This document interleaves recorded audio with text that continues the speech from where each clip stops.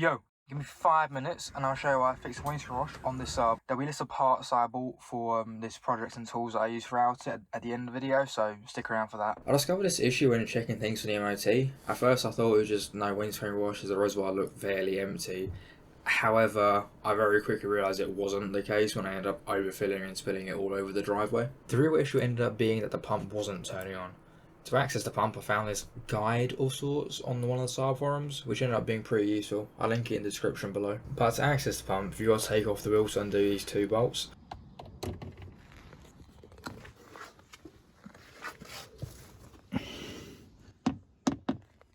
Once you've done that, you need to peel back the wheel line and sort of hook it against the wheel hub so it stays out of the way.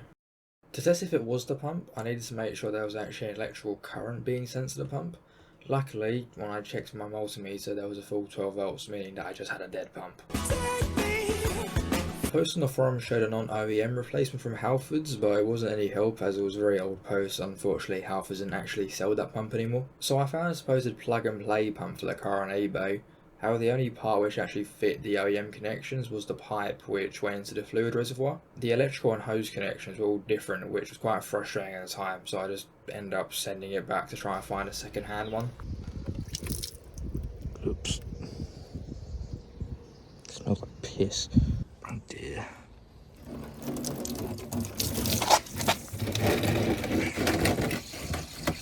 I then bought a second-hand pump which supposedly worked.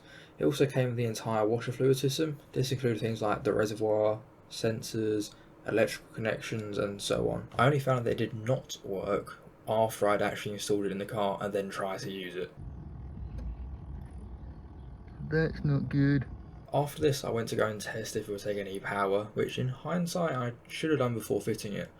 While I did take power, unlike the original pump, nothing moved me and it just completely seized up and I bought a dud. All that did happen was me making an arc when I touched the positive and negative nodes together by accident. I was trying to pull it away from the pump. I ended up buying the first pump that I sent back for £1.69 more than I originally paid and just having to make it work. Because I was using a pump that didn't fit anything other than the reservoir, I had to buy spade connectors, wire and Jubilee clips. The installation process was fairly simple. All I had to do was crimp the spades onto the wire, push the pump into the reservoir. After spending 10 minutes fishing a rubber grommet out of it.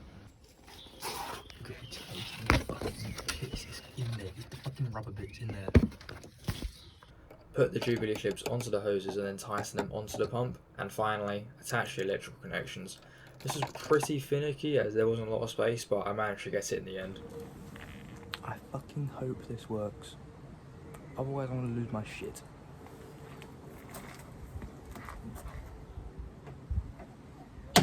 So, after that I tested it and it worked.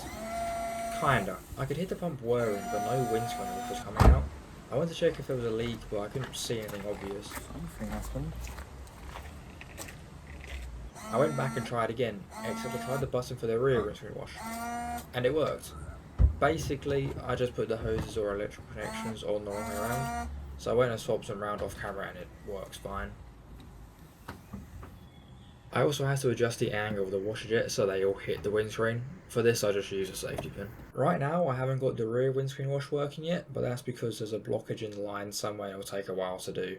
All I wanted from this was for there to be front windscreen wash so that I wouldn't fail the MOT on that. So I ended up fixing that in another video. Here's a list of all the parts and tooling that I used.